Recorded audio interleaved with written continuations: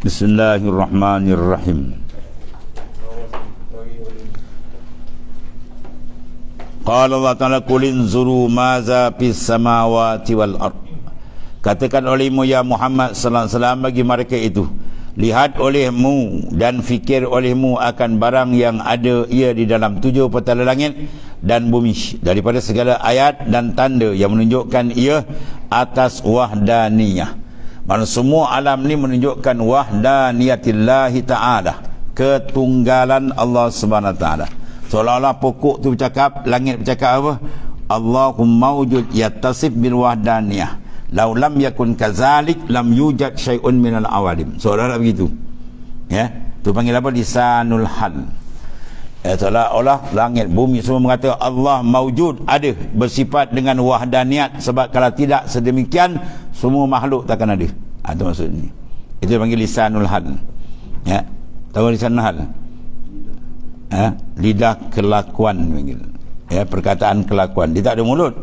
Kita faham. Kita tuang air kan? Tuang air, bila penuh ni kita berhenti. Seolah-olah diri penuh kata stop. Ya, walaupun tak ada suara. Kita berjalan dekat pan minyak, tengok dia pada gokok di pangkar. Seolah dia kata no smoking, walaupun dia tak bercakap. Kita pergi dekat sabar lagi dan orang biasa ke sawah, biasa pergi sawah, sawah padi. Bila kita membajak padi tu kan, jadi nak masuk petak kedua dia langgar, pecah tak batas tu? Pecah. Jadi dia orang akan tampal batas, lembik lagi kan, maka dia tak bagi orang lalu, dia bubuh apa? Duri mengkuang. Ya, tahu duri mengkuang? Tahu? Ya. Daun mengkuang duri kan, dia duri ranting kayu. Tujuan dia apa? Jangan bagi orang lah lalu. Seolah pokok tu kata jangan lalu, batas masih lembik. Tu lidah. Tu dia panggil lisan hal. Ya, lisanul hal. Begitulah alam ni seolah berkata begitu. Allah mawujud, bersifat dengan wahdaniyat, sebab kalau tidak begitu kita pun tak ada. Jadi kewujudan segala makhluk menunjuk kepada wahdaniyatillah, keesaan Allah tu maksudnya. Bermakna esa ni besar. Habis. Kemudian ketahui ilmu, maka manakala engkau tetap akan musyahadah, mana pandangan qalbi kita tetap memandang kebesaran keagungan Tuhan.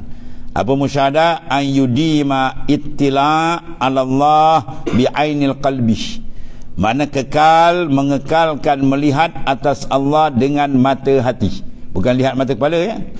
Melihat mata kepala tak sah. Sebab boleh melihat dengan mata kepala, dia ada pihak, ada tempat, ada apa, dah super makhluk, tasyabbuh lil khalaik. Maka Tuhan laisa kamisli syai'. Sebab yang kata Tuhan Ta'ala ni yang banyak ajaran barunya ni. Ya, Ar-Rahman 'alal arsy istawa. Tuhan yang Rahman tu duduk atas arah. Duduk dia kata macam kita, duduk macam kita kafir orang tu. Itu kafir musyabbihah dia panggil. Kafir yang menyerupakan Tuhan dengan makhluk. Istiwa situ kan makna duduk macam kita. Istiwa makna isti'la, mana menguasai. Ya, itu maksud dia.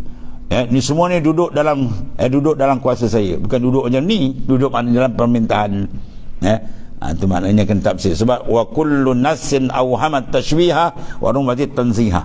Tiap-tiap lapas Quran atau hadis yang memberi makna zahir macam sama. Yadullah, tangan Tuhan, wajhullah, rupa Tuhan, muka Tuhan.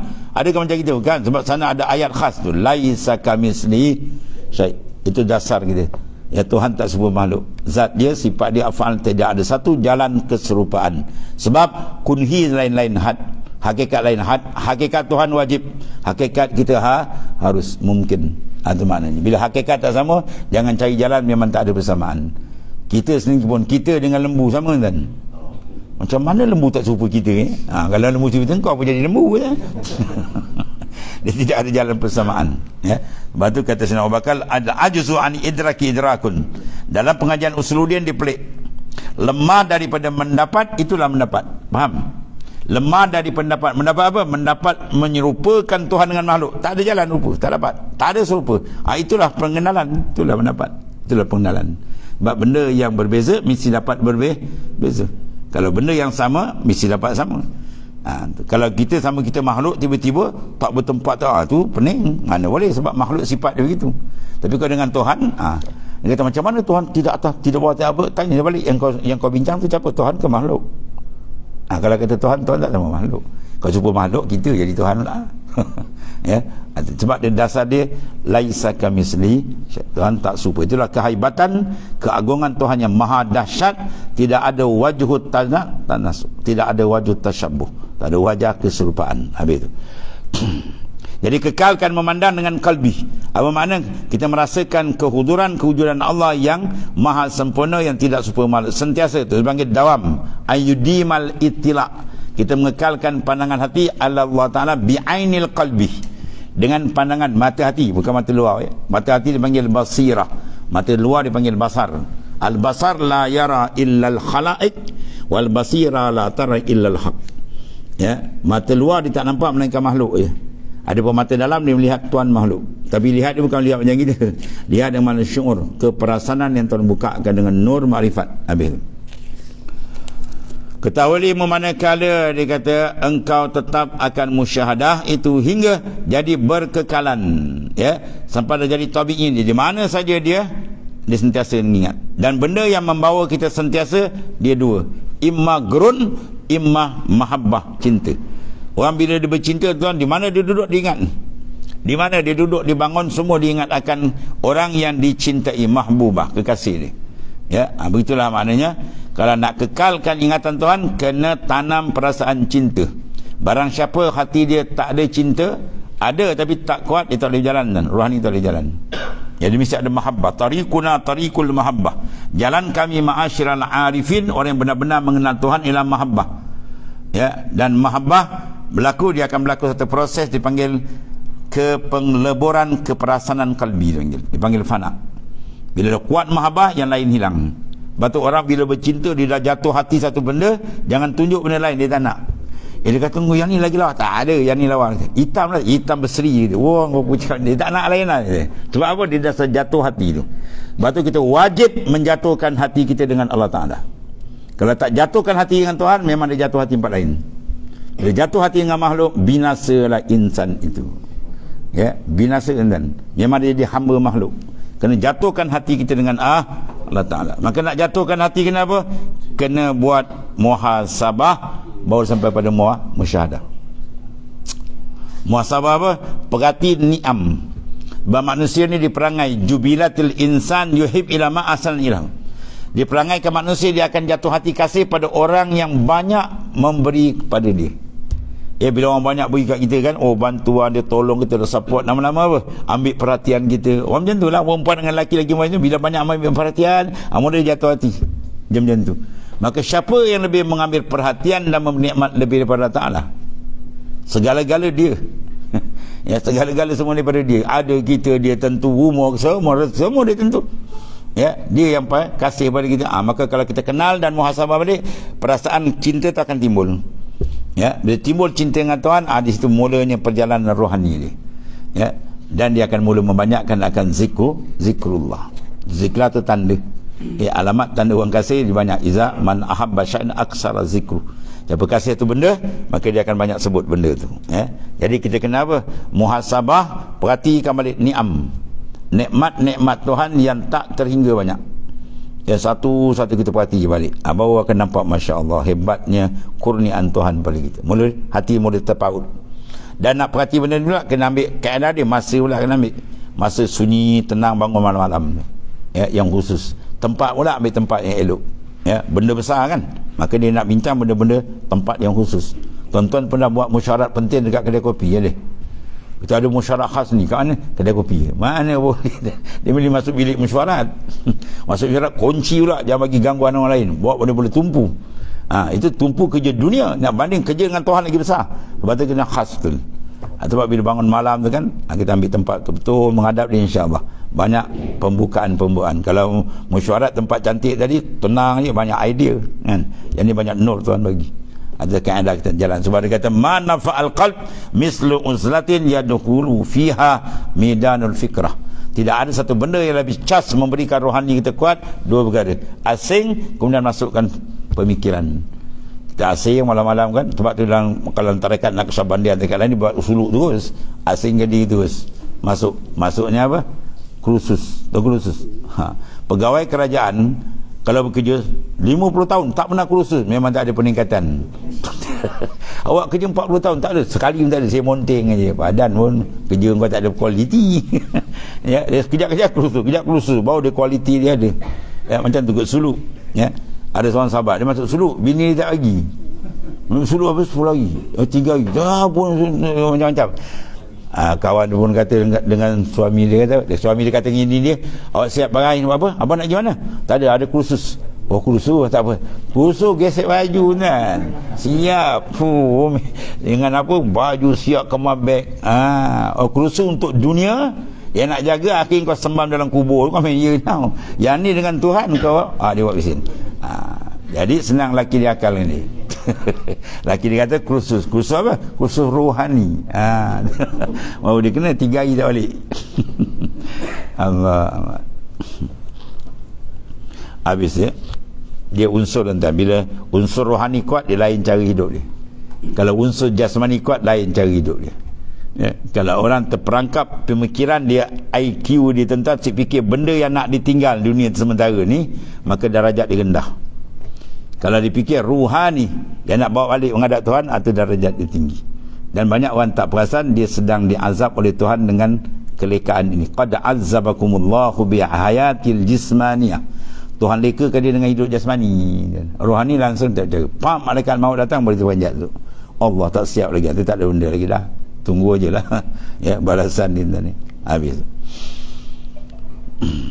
Ketahui ilmu, maka manakala engkau tetapkan musyahadah, mana pandangan qalbi kita dengan Tuhan, hingga jadi berkekalan, ya, dengan ketiadaan ikhtiar lagi dah. Mula kita latih zikir tu, malah terik-terik, lama-lama dia tetap. Tu sampai dia tetap bila biasa tetap bila dah ada apa, perasaan mahabbah, kasih. Dan demikian seolah-olah dia jadi tabiat dan perangai yang tetap, tiada lupa, lalai sekelip mata sekalipun. Nasaya hasillah bagi engkau dengan demikian itu fana. Fana apa makna? Lenyap, yang lain pun nampak dia. Biasa benda ni kena apa? Bagi orang berkasih kan?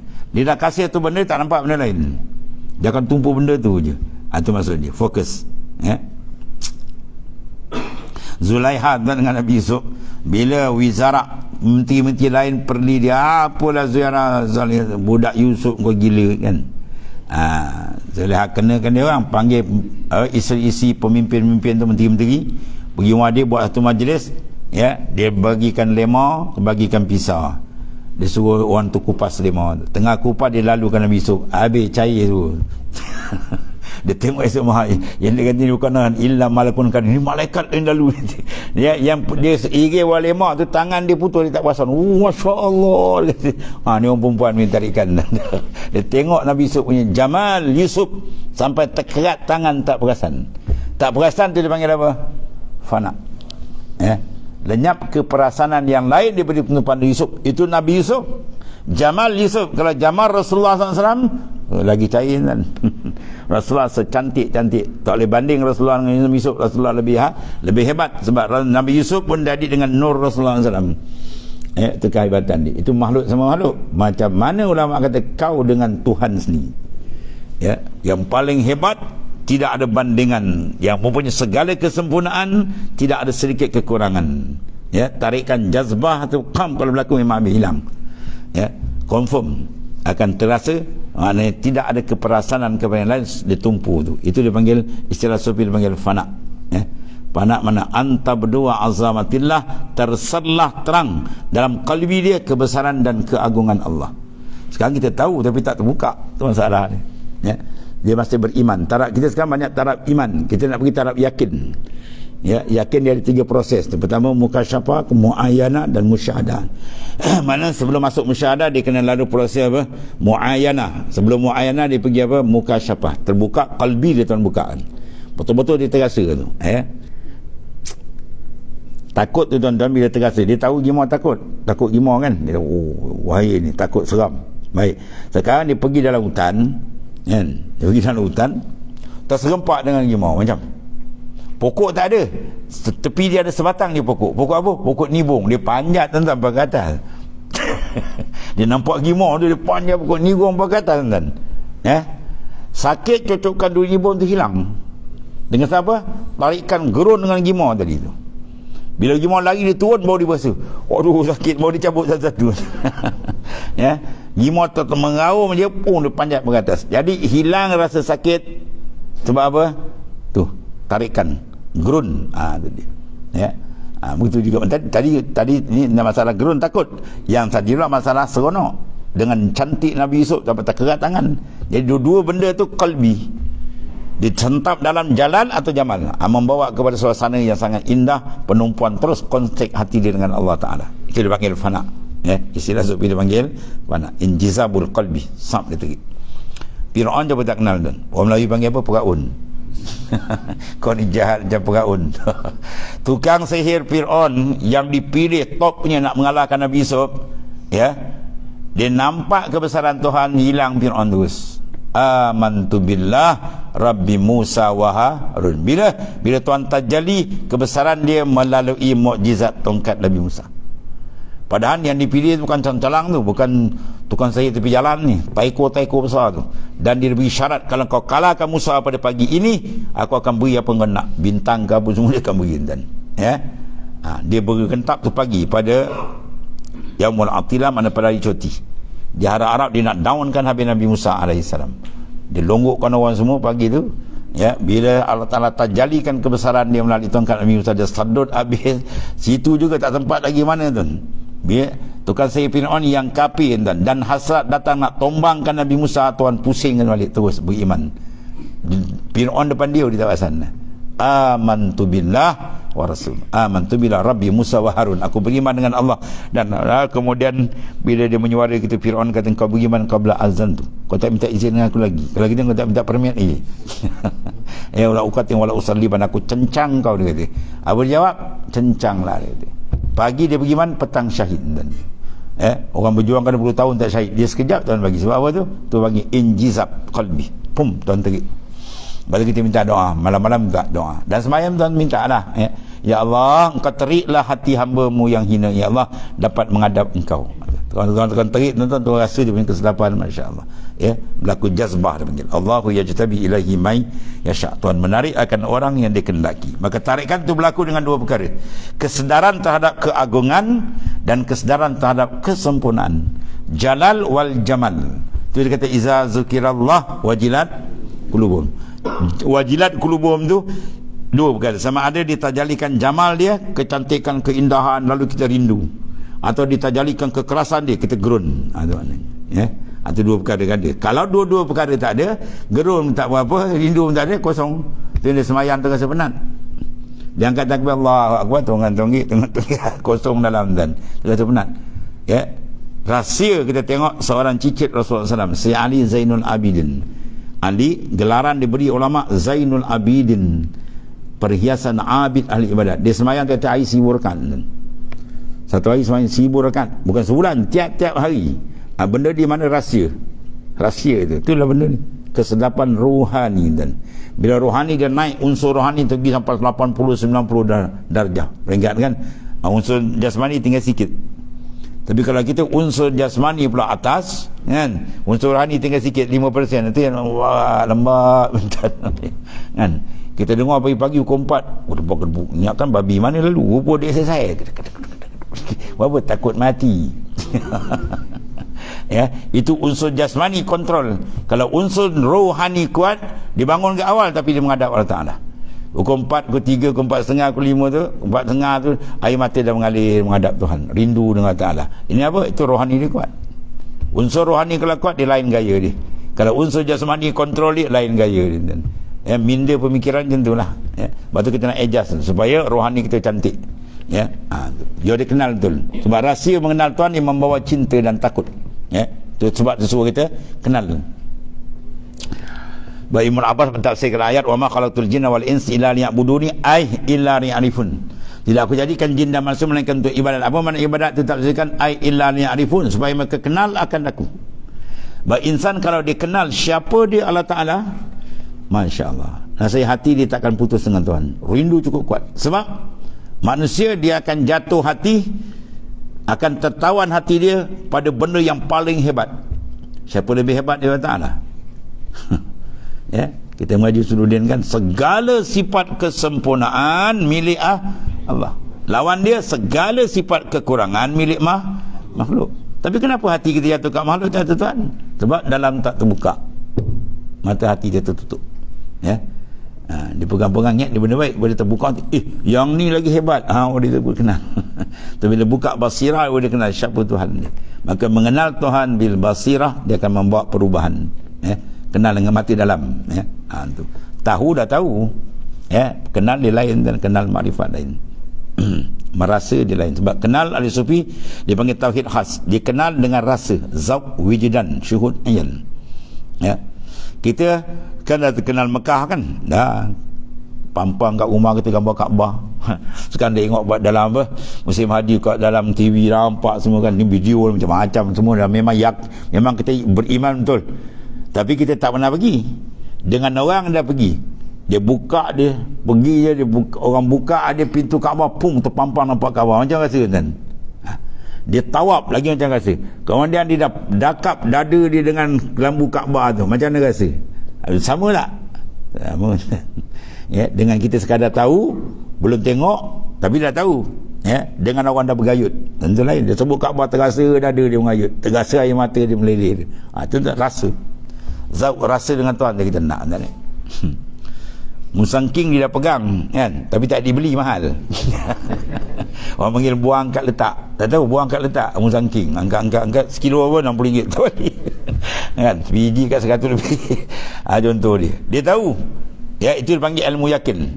Ainul yakin bermakna apa? Dia dah pandang, dah buka dah buah tu, tengok isi dia kuning kan, macam kucing tidur. Tu ainul yakin. Bila hakul yakin, dia masuk mulut dia telan. Tu hakul yakin. Man zakzak wa man lam yazuk lam yadri. Siapa rasa dia rasa, siapa tak rasa dia tak tahu kan. Jadi orang yang mengenal buah durian pengkat, ada mengenal dengan ilmu, ada mengenal dengan ainul yakin pandangan, ada kenal dengan hak sebenarnya. Maka arif bila dia nak hak yakin, sehingga dia berjalan, dia sentiasa dirasakan kebesaran Allah Subhanahu wa taala. Ini memberi input yang kuat dalam rohani kita, dan dia akan ada kontak dengan ibadat syariat, akan cantik ya bila rohani dikemas. Habis. Dan arti fana itu daripada melihat perbuatan itu daripada akwan dan makhluk. Fana daripada melihat perbuatan itu dari akwan dan makhluk. Ya. Fana mana lenyap. Keperasanan makhluk buat tu hilang, sebab dia tahu yang membuat sebenarnya ialah Allah. Wallahu khalaqakum wa ma ta'malun. Tuhan menjadikan kamu dan perbuatan kamu. Tapi dia masih lagi nampak perbuatan makhluk, sebab apa? Belum terbuka dengan Tuhan. Kalau Tuhan bukakan kalbi dengan Tuhan, dia hilang makhluk. Atau kayak ada itu. Ya, kita masih memandang bayang sebab tak nampak Tuhan bayang. Lagi jauh kita nampak bayang. Siapa ni?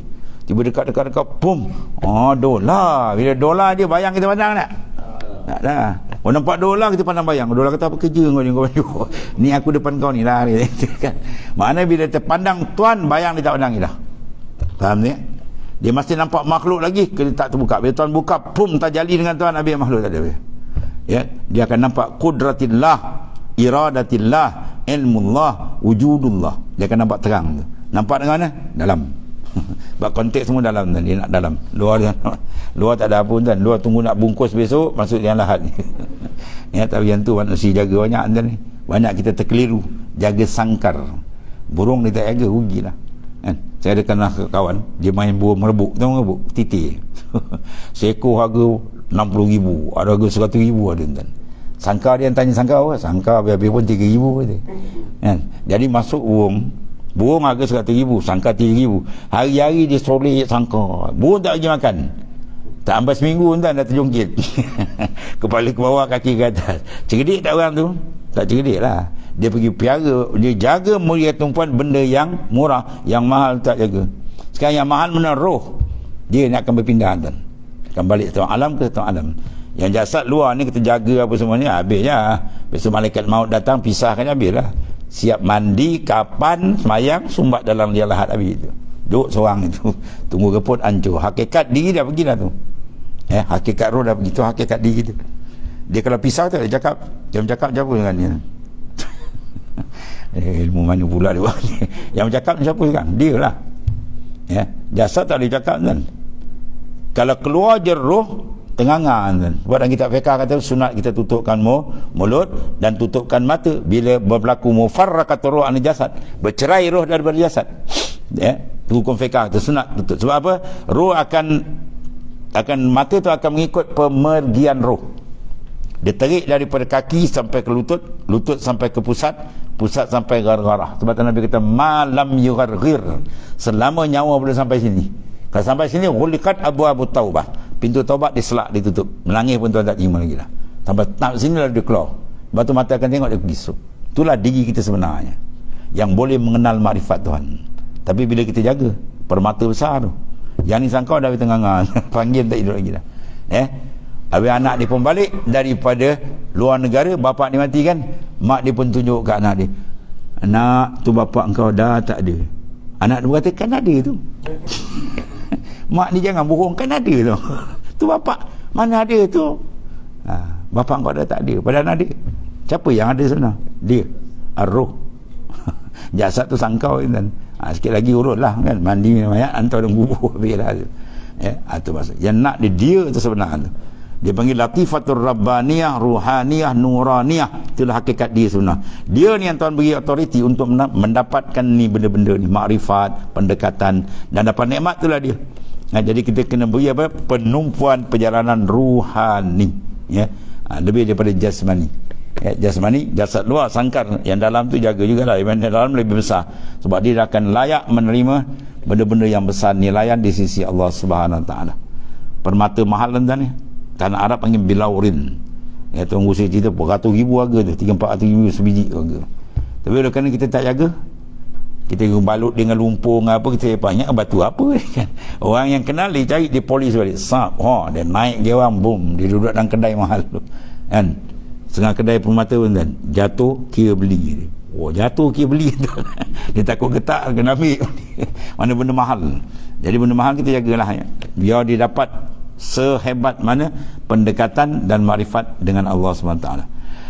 Habis. Dan maka jika fana, satu lagi, jika fana engkau daripada melihat akuan sesekali hingga tiada lagi, di dalam hati engkau itu melihat. Artinya ingat kepada akuan apa makhluk ni, dan perbuatannya sesekali saya hasil pula bagi engkau baka dengan Ta'ala. Dia ada dua prosesnya, fana lenyap, kemudian baka dia kekal. Mana kalbi dia dengan Allah Ta'ala kekal walaupun jasad dia sama makhluk. Ini dipanggil kain bain, ini pakaian Nabi-Nabi, Rasul-Rasul, para awliya. Jasad dia sama makhluk tapi kalbi dia dengan Allah Ta'ala. Sebab yang boleh kenal kalbi, roh, sil dalam tu. Lepas tu Imam Ghazali sebut dekat makam dia tulis, wahai insan, aku memberi kamu sangkarku saja, dalam aku tak beri. Sebab hati yang penting kan. Kalau kita baik dengan orang tu ada, dia akan apa? Kau jangan bimbang, engkau ada di dalam hatiku. Kalau dia menyampah mana, engkau tak ada dalam hati aku. Kau jangan pujuklah engkau tak ada dalam hatiku. Itu maksud hati tu besar kan. Tempat tangkap kalbi. Sebab kalbi itu adalah satu makhluk yang amat seni, yang tinggi darajat dia. Innallaha la yanzur ila suwarikum walakinnallaha yanzur ma fi qalbikum. Tuhan tidak hanya lihat luar kita je. Penilaian last sekali Tuhan nak tengok, dia terima tidak, dia tengok ma fi qalb, dalam qalbi dia ada apa? Ada tak mahabbah dengan dia? Ada tak makrifat dengan dia, dan seterusnya. Jadi kita bagi cukup-cukup makanan qalbi kita biar dia sihat. Bila dia sihat, insya-Allah balik selamat esok. Sumaqal wallahu a'lam. Bismillahirrahmanirrahim. Alhamdulillahirabbil alamin. Sayyidina Maulana Muhammadin ala alihi wasallam. Alhamdulillah. Subhanakallahumma.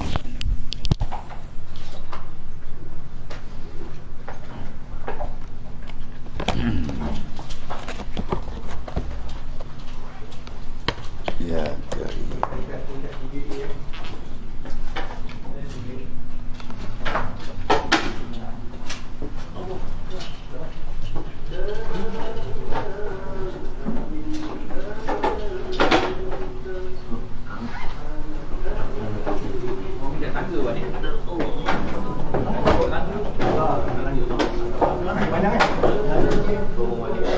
Dia warna ni kan? Putih. Warna jahit kan?